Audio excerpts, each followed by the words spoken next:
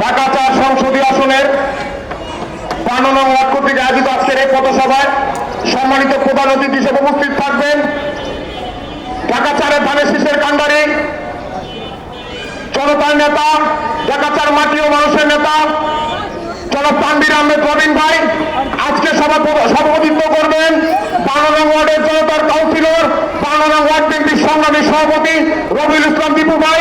সঞ্চালনায় আছেন আমাদের ৫২ নং ওয়ার্ড বিএনপির সংগ্রামী সাধারণ সম্পাদক আবুল হাসেম আনিস ভাই সহ উপদেষ্টা মন্ডলীর সম্মানিত সদস্য, ৫২ নং ওয়ার্ড বিএনপির সিনিয়র নেতৃবৃন্দ, ইউনিট বিএনপি নেতৃবৃন্দ এবং অঙ্গ সংগঠনের নেতৃবৃন্দ সকলকে জানাই আমার ব্যক্তিগত পক্ষ থেকে এবং ৫২ নং ওয়ার্ড বিএনপির পক্ষ থেকে সংগ্রামী শুভেচ্ছা ও বিপ্লবী অভিনন্দন। আজকের এই পথসভায় বক্তব্য দিবেন সিনিয়র নেতৃবৃন্দ। শুধু দুইটি কথা বলতে চাই। আজকে মুনাফিকের দল বারবার বলছে ৫৪ বছর সব দলকে দেখেছেন, আমাদের দেখার সুযোগ দেন।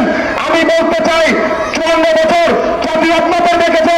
৭১ সালে এই মুনাফিকরা পাকিস্তানি হানাদার বাহিনীর পক্ষে ছিল, পাকিস্তানি হানাদার বাহিনীর পক্ষে থেকে রাজাকার আমাদের সেজে আমাদের মা বোনদের নির্যাতন করেছে, পাকিস্তানি হানাদার বাহিনীর পক্ষে থেকে আমাদের মা বোনদের লাঞ্ছিত করেছে।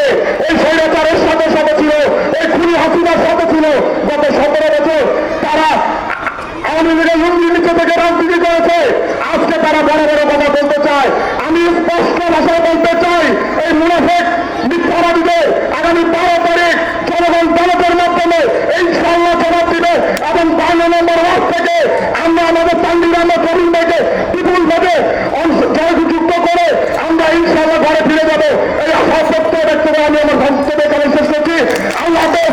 বাংলাদেশ জিন্দাবাদ, বাংলাদেশ জাতীয়তাবাদী দল জিন্দাবাদ, শহীদ রাষ্ট্রপতি জিয়াউর রহমান অমর হোক, দেশনেত্রী বেগম খালেদা জিয়া অমর হোক, কারণের অহংকার তারেক রহমান জিন্দাবাদ, তানভীর আহমেদ রবিন ভাই জিন্দাবাদ, ৫২ নম্বর ওয়ার্ড বিএনপি জিন্দাবাদ। সকলকে ধন্যবাদ।